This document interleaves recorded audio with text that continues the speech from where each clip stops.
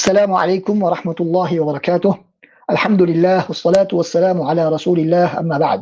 அன்பார்ந்த இஸ்லாமிய சகோதர சகோதரிகளே, அல் குர்ஆனை நடைமுறை வாழ்வில் செயற்படுத்த சில வழிகாட்டல்கள் என்ற ரமதான் சிறப்பு நிகழ்ச்சியின் தொடர் 5 உங்கள் அனைவரையும் சந்திப்பதில் பெரும் மகிழ்ச்சி அடைகின்றோம். ஏற்கனவே நாங்கள் முக்கியமான 2 விதிகளை நாங்கள் பார்த்திருக்கின்றோம். அல் குர்ஆனை அணுகும் போது நாங்கள் கடைபிடிக்க வேண்டிய முக்கியமான விதிகள், ஒன்றோடொன்று தொடர்புபட்ட விதிகள். முதலாவது, அல் குர்ஆன் விழிப்புணர்வை ஏற்படுத்த வந்த ஒரு நூலை தவிர தகவல்களையும் வரலாறுகளையும் கூறுவதற்கு வந்த ஒரு நூல் அல்ல. அதனுடைய தொடர்ச்சியாக நாங்கள் 2வது விதியை நாங்கள் பார்த்தோம். அல் குர்ஆன் குறிப்பிடக்கூடிய தனிநபர்கள் அவர்கள் வாழ்ந்து மறைந்துவிட்ட கதாபாத்திரங்கள் அல்ல. மாற்றமாக அவர்களுடைய சிந்தனை எல்லா காலங்களிலும் தோன்றுவதற்கு வாய்ப்பு இருக்கின்றது. எனவே அவற்றை நாங்கள் எவ்வாறு கையாள வேண்டும், எங்களிடத்தில் எந்த அளவுக்கு அந்த பண்புகள் இருக்கின்றன என்பவற்றை ஆய்வு செய்து நாங்கள் அதற்கேற்ப எங்களுடைய செயற்பாடுகளை அமைத்துக் கொள்ள வேண்டும் என்பதை நாங்கள் பார்த்தோம். இன்று நாங்கள் 3வது ஒரு விதியை நாங்கள் பார்ப்போம். அல் குர்ஆன் எப்பொழுதும் யார் அதில் காணப்படக்கூடிய விடயங்களோடு சம்பந்தப்பட்டிருப்பார்களோ அவர்களுக்குத்தான் மிக பெரும் பயனை, வழிகாட்டலை வழங்கும். அல் குர்ஆன் உலகத்துக்கு அருளப்பட்டதற்கான காரணம் நேர்வழி பெற வேண்டும். மக்கள் நேர்வழி பெறுவது என்று சொன்னால் மக்களுடைய நடைமுறையை மாற்ற வேண்டும். மக்களிடத்திலே காணப்படக்கூடிய தவறான நடவடிக்கைகளை, நடைமுறைகளை மாற்றி அமைக்க வேண்டும். நீதி நிலைநாட்டப்பட வேண்டும் என்பது போன்ற முக்கியமான பல நோக்கங்களை கொண்டுதான் அல் குர்ஆன் இறக்கப்பட்டது. எனவே யார் தமது நடைமுறைகளை மாற்றிக்கொள்வதிலே கவனம் செலுத்தவில்லையோ,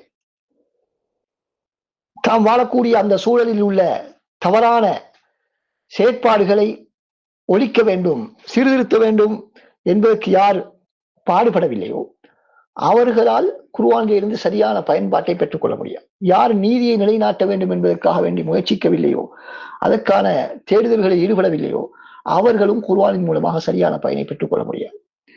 அதுபோல குர்ஆனில் என்னென்ன விடயங்கள் எல்லாம் சொல்லப்பட்டிருக்கின்றனவோ அவற்றை எங்களுடைய வாழ்க்கையில், அவற்றோடு எங்களுடைய வாழ்க்கைக்கு சம்பந்தம் இருந்தால்தான் அதிலிருந்து அவசரமாக எங்களுக்கு அல் குர்ஆனில் இருந்து வழிகாட்டல்களை பெற்றுக் கொள்ள முடியும். உதாரணமாக குர்ஆனிலே ஆரம்பத்தில் அல்லாஹ் தஆலா பேசக்கூடிய ஒரு விடயம்தான் சூரா பக்ராவினுடைய ஆரம்பத்தில் முனாஃபிகீன்களை பற்றி அல்லாஹ் தஆலா பேசுகின்றார். முனாஃபிகீன்கள் எப்படியெல்லாம் செயற்படுவார்கள், அவர்களுடைய நடவடிக்கைகள் எப்படியெல்லாம் காணப்படும் என்பதை பற்றி அல்லாஹ் தஆலா பேசுகிறார். அதே போல குர்ஆனில் பல சூரத்து தௌபா, சூரத்து முனாஃபிகூன் என்ற பல சூறாக்களில் அல்லாஹ் தஆலா அவர்களுடைய அடாவடித்தனங்களை பற்றி அல்லாஹ் தஆலா சொல்கின்றார். அப்ப அதனை யாரால் சரியாக புரிந்து கொள்ள முடியும் என்று சொன்னால், யாரெல்லாம் இந்த முனாஃபிகீன்களோடு தொடர்பு பட்டிருக்கிறார்களோ, அவர்களை எதிர்த்து போராடி கொண்டிருக்கிறார்களோ அவர்களுக்குத்தான் அந்த விடயங்கள் எல்லாம் உடனடியாக புரியும். ஏன் அல்லாஹ் தஆலா முனாஃபிகீன்கள் எப்படியெல்லாம் அவருடைய வாதங்களை வைப்பார்கள், என்னென்ன கருத்துக்களை எல்லாம் சொல்லி மக்களை குழப்புவார்கள் என்ற விடயங்களை எல்லாம் அல் குர்ஆனிலே சொல்லி இருக்கிறார். எனவே நாங்கள் களத்தில் இருந்தால்தான் எங்களுக்கு அந்த விடயங்கள் புரியும்.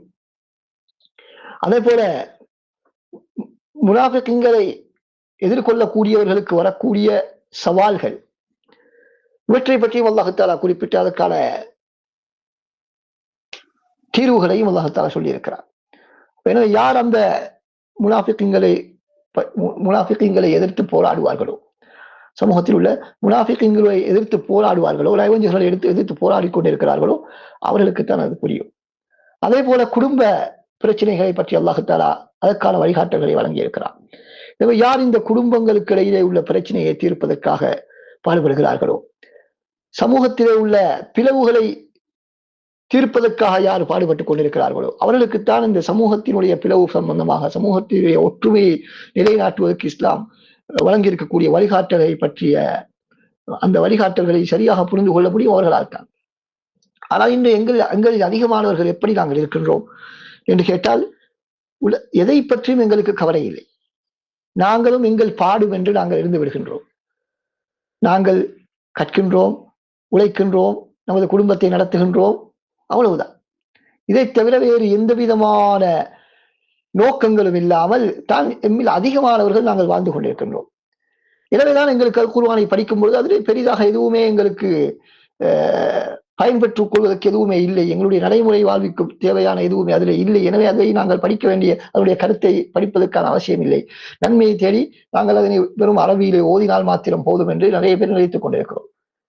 ஏனென்றால் ஏனைய எங்களுக்கு தேவையான தலைப்புகள் உள்ள நூட்களை நாங்கள் படித்தால் நேரடியான சில வழிகாட்டல்கள் எங்களுக்கு கிடைக்கும். அதனை படித்து நாங்கள் முடித்துக் கொள்கிறோம். அல் குர்ஆனில் சென்று நாங்கள் எந்த விதமான பிரச்சனைக்கும் தீர்வு தேடுவது கிடையாது. தீர்வு தேடுவது கிடையாது என்று சொன்னால் அதுக்கு முக்கியமான காரணம் நாங்கள் சொல்லிக் கொண்டிருக்கக்கூடிய இந்த விதிமுறையின்படி எங்களுக்கு அல் குர்ஆன் பேசக்கூடிய தலைப்புகளோடு சம்பந்தம் இல்லை. எங்களுக்கு என்ன எப்படி எதை படிக்க வேண்டும், என்ன டிகிரி எடுக்க வேண்டும், என்ன தொழில் தேட வேண்டும், இதுதான் எங்களுடைய எண்ணங்கள். விடிந்தால் உறங்கும் வரைக்கும் எங்களுடைய எண்ணங்கள் இதுதான். எனவே அல் குர்ஆனை நாங்கள் சென்று அதனை தேடினால் அதுக்கான வழிகாட்டல் எங்களுக்கு கிடைக்காது. அல் குர்ஆன் என்னென்ன விடயங்களை அது பேசுகின்றதோ அதோடு எங்களுக்கு சம்பந்தம் இருக்க வேண்டும். அந்த விடயங்களோடு எங்களுக்கு சம்பந்தம் இருந்தால்தான் அல் குர்ஆனிலே இருந்து நாங்கள் சரியான வழிகாட்டல்களை நாங்கள் பெற்றுக்கொள்ள முடியும். உலகத்திலேயும் நாங்கள் ஒரு விடயத்தை சம்பந்தப்பட்டவர்களோடு நாங்கள் பேசினால்தான் அவர்கள் அதனை புரிந்து கொள்வார்கள். உதாரணமாக ஒரு ஊரிலே பொருளாதார வளர்ச்சிக்காக வேண்டி நாங்கள் ஒரு திட்டத்தை வகுத்து அதனை நாங்கள் அந்த பொருளாதாரத்தோடு சம்பந்தமே படாத ஒரு சமுதாயத்தோடு போய் பேசினால் அவர்களுக்கு எதுவுமே அதிலே புரிய மாட்டார். ஆனால் அந்த துறையிலே ஈடுபாடுள்ள ஒரு கூட்டத்தை அழைத்து அவர்களுக்கு நாங்கள் அந்த பொருளாதார திட்டத்தை தெளிவுபடுத்தினால் உடனடியாக அவர்கள் புரிந்து கொள்வார்கள். ஆம், நீங்கள் சொல்லக்கூடிய இந்த பாயிண்ட், இந்த விடயம் எங்களுடைய இந்த பிரச்சனைக்கு தீர்வாக அமையும், இதனால் இந்த விதமான ஒரு வளர்ச்சியை நாங்கள் உருவாக்கலாம் என்று அவர்கள் எங்களோடு சேர்ந்து என்ன செய்வார்கள், உரையாடலிலே ஈடுபடுவார்கள். காரணம் என்ன, அவர்களுக்கு நான் முன்வைத்த அந்த திட்டத்தோடு அவர்கள் சம்பந்தப்பட்டிருக்கிறார்கள். எனவே அவர்கள் உடனடியாக புரிந்து அதனுடைய பலனை உணர்ந்து கொள்வார்கள். எனவே அல் குர்ஆன் பேசக்கூடிய விடயங்கள் சம்பந்தமாக எங்களுக்கு சம்பந்தம் இருந்தால்தான் நாங்கள் என்ன செய்ய முடியும், எங்களுக்கு அல் குர்ஆனை மிக இலகுவாக புரிந்து கொள்ள முடியும். எனவே அல் குர்ஆனில் பல துறைசார் நிபுணர்களுக்கும் வழிகாட்டுகள் இருக்கின்றன. உதாரணமாக குடும்ப பிரச்சனைகளுக்கு தீர்வு சொல்லக்கூடிய ஆலோசகர்கள் இருப்பார்கள், உளவியலாளர்கள் இருப்பார்கள், மனிதனுடைய பிரச்சனைகளுக்கு தீர்வு சொல்லக்கூடிய உளவியலாளர்கள், ஆலோசனை சொல்லக்கூடியவர்கள் இருப்பார்கள். இவர்களுடைய அந்த ஆலோசனைகளை எல்லாம் நாங்கள் இன்று எடுத்து பார்த்தால் எல்லாமே அனைத்துமே மேற்குலக தியரிகளை அடிப்படையாக கொண்டு நவீன உலகத்திலே மேற்குலகத்திலேயும் கிழக்குலகத்திலேயும் அந்த துறை சார்ந்த உளவியல் அறிஞர்கள் என்று சொல்லப்படக்கூடியவர்கள் வழங்கிய தீர்வுகளைத்தான் மக்களுக்கு முன்வைத்துக் கொண்டிருக்கிறார்கள். ஆனால் இவர்கள் அல் குர்ஆனை அந்த நோக்கத்தோடு படித்தால் எங்களிடத்தில் வரக்கூடிய இந்த வாடிக்கையாளர்களுடைய உளவியல் பிரச்சனைகளுக்கான தீர்வு சம்பந்தமாக அல் குர்ஆன் என்ன சொல்லி இருக்கிறது, அல்லாஹ் தஆலா என்ன சொல்கிறார், அல்லாஹ் என்ன வழிகாட்டலை வழங்கி இருக்கிறார் என்பதை தேடி அவர்கள் அல் குர்ஆனை படிப்பார்கள் என்று சொன்னால் உண்மையில் அவர்களும் பல்வேறு விதமான வழிகாட்டல்களை பெற்று மனிதர்களால் தயாரிக்கப்பட்ட அந்த கோட்பாடுகளை எல்லாம் ஒதுக்கி தள்ளிவிட்டு அல்லது அவற்றிலே தேவையானவற்றை பொருத்தமானவற்றை மாத்திரம் வைத்துக் கொண்டு அல் குர்ஆன் அல்லாஹ் தஆலா இந்த மனிதனை படைத்த இந்த உள்ளத்தை படைத்த அல்லாஹ் தஆலா காட்டக்கூடிய உளவியல் வழிகாட்டல்களையும் நபி ஸல்லல்லாஹு அலைஹி வஸல்லம் அவர்கள் வழங்கிய வழிகாட்டல்களையும் அந்த மக்களுக்கு வழங்கினால் உண்மையிலேயே அது ஒரு பூரணமான ஒரு உளவியல் தீர்வாக அது அமையும். இல்லாவிட்டால் ஏனைய நிறைய தீர்வுகள் இருக்கின்றன, அனைத்துமே ஒரு தற்காலிக தீர்வுகள் தான். அல்லாஹ் தஆலா வழங்கக்கூடிய தீர்வு என்பது அது முழுமையான தீர்வு, பிரச்சனைகளை முழுமையாக அடியோடு கிள்ளி எறியக்கூடிய தீர்ப்பாக இருக்கும்.